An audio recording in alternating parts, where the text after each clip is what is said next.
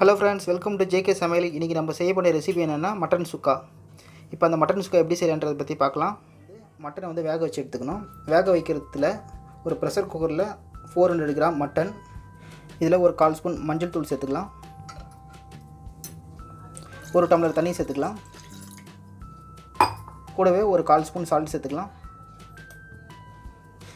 இப்போ ப்ரெஷர் குக்கரை மூடி போட்டு ஒரு 7 விசில் வர வரைக்கும் மட்டனை வேக வச்சு எடுத்துக்கலாம். நம்ம இதுக்கு மசாலா ரெடி பண்ணலாம். அந்த மசாலா ரெடி பண்ணுறதுக்கு முன்னாடி ஒரு மிக்ஸி ஜாரில் ஒரு 10 வரமிளகாய் சேர்த்துக்கலாம்.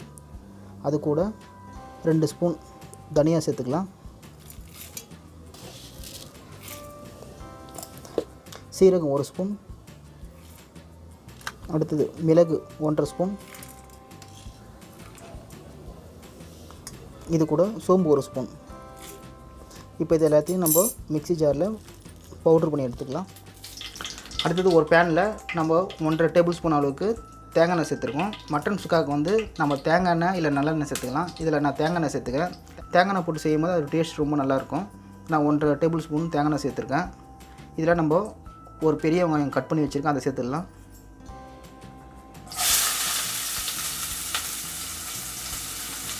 இது கூட 2 பச்சை மிளகாய், கீறின பச்சை மிளகாய், அதை சேர்த்துடலாம். இது கூடவே கொஞ்சம் கருவேப்பிலையும் சேர்த்துக்கலாம். இப்போ இது மூணுக்குமே வந்து கொஞ்சம் கலர் மாறுற வரைக்கும் வதக்கலாம்.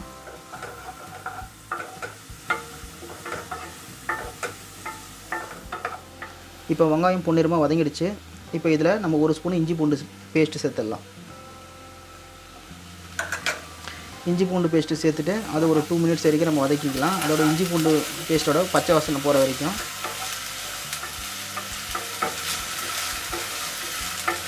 அடுத்தது இது கூட 2 தக்காளி சேர்த்துடலாம்.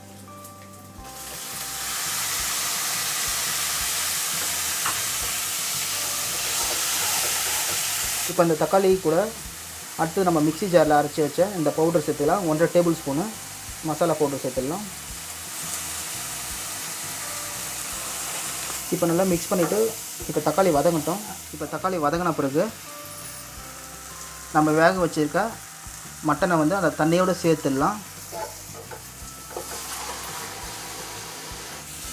இப்போ நல்லா மிக்ஸ் பண்ணிவிடுங்க. இப்போ இதில் இருக்கிற தண்ணி வந்து நல்லா ட்ரை ஆகி வரணும்.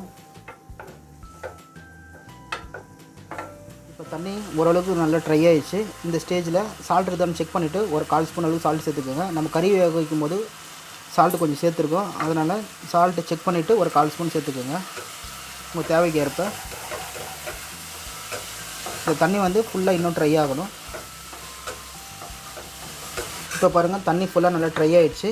இப்போ மட்டன் சுக்கா ரெடி ஆகிடுச்சு. இப்போ நம்ம ஸ்டவ் ஆஃப் பண்ணுறதுக்கு முன்னாடி கொஞ்சமாக கொத்தமல்லி இலையை சேர்த்துடலாம்.